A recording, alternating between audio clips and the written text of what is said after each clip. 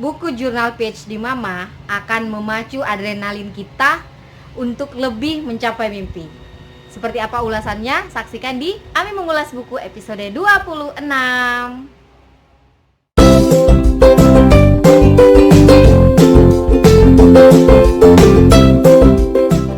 Hai, apa kabar? Senang sekali, saya Ami dan kita ketemu lagi dalam segmen Ami Mengulas Buku episode 26. Semoga semuanya tetap semangat dan tetap berkarya. Kali ini saya akan mengulas buku berjudul Jurnal PhD Mama yang ditulis oleh Kak Kanti Pertiwi dan para penulis inspiratif lainnya yang mengejar mimpi meraih gelar doktor mereka di luar negeri. Punya potensi luar biasa dalam dirinya, termasuk perempuan ketika ingin mencapai impian-impiannya. Salah satunya ketika ingin mengejar gelar doktor di luar negeri. Tentu bukan sebuah upaya yang mudah bagi seorang perempuan, apalagi ketika telah berumah tangga dan harus menjalankan peran tidak hanya sebagai mahasiswi, tetapi juga sebagai istri pun ibu. Cerita itu pun terangkum dalam jurnal PhD Mama yang di dalamnya ada 27 cerita yang inspiratif dan sangat memberi kita banyak pelajaran. Buku setebal 256 halaman ini terdiri dari 5 bab. Yang pertama, melukis mimpi di titik nol. Lalu tanjakan pertama, admisi dan beasiswa.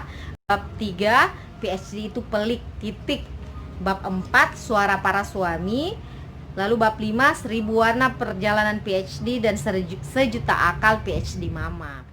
Ini kita akan menemukan cerita seorang Alia Fajarwati yang berasal dari lingkungan keluarga yang memandang bahwa pendidikan itu tidak perlu tinggi, apalagi bagi seorang perempuan. Namun karena berkat dukungan suami sehingga seorang Alia bisa meningkatkan kepercayaan dirinya, lalu mendaftarkan beasiswa dan pada akhirnya memboyong keluarganya ke Selandia Baru.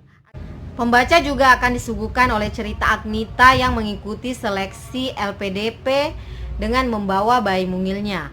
Lalu ada juga cerita Kanti yang dengan beragam tanggung jawabnya membuat studi doktoralnya ini molor, sehingga dia harus pulang. Bagaimana Kak Kanti ini menyelesaikan studinya. Cerita inspiratif lainnya datang dari Kak Evi Eliana yang menjalani peran sebagai mahasiswi S3 dan harus berjuang melawan endometriosis di tengah keinginan panjangnya untuk menimang buah hati. Nah, cerita lainnya adalah dari sudut pandang para suami yang dengan gigih mendukung para istrinya untuk mengejar impian, mencapai gelar doktor demi memberikan kontribusi yang lebih lagi untuk banyak orang. Nah, cerita-cerita para suami ini terangkum juga di satu bab, tepatnya di bab 4, sehingga berbagai perspektif muncul dalam buku ini.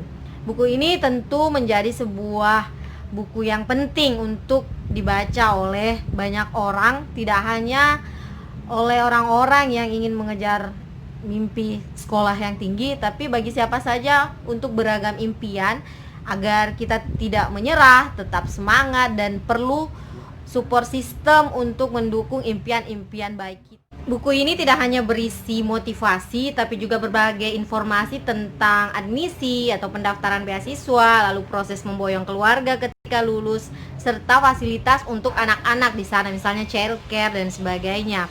Tentu informasi ini akan sangat berguna khususnya bagi para pemburu beasiswa. Nah, untuk menutup ulasan buku yang tidak berhenti membuat saya kagum membaca lembar demi lembarnya, saya akan membaca potongan tulisan dari Novi Chandra di halaman 255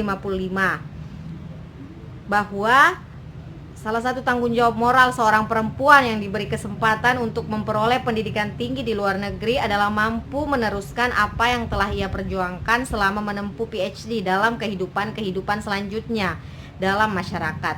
Ia harus telah selesai dengan urusan pribadinya agar bisa menghibahkan diri bagi munculnya perubahan di sekitarnya. Perjalanan PhD bagi seorang perempuan bukan lagi tentang diri sendiri, Perjalanan PhD bagi seorang perempuan adalah tentang perubahan dalam masyarakatnya. Satu perempuan untuk satu perubahan. Oke, semoga ulasan ini bermanfaat dan sampai jumpa di episode selanjutnya. Tetap semangat membaca.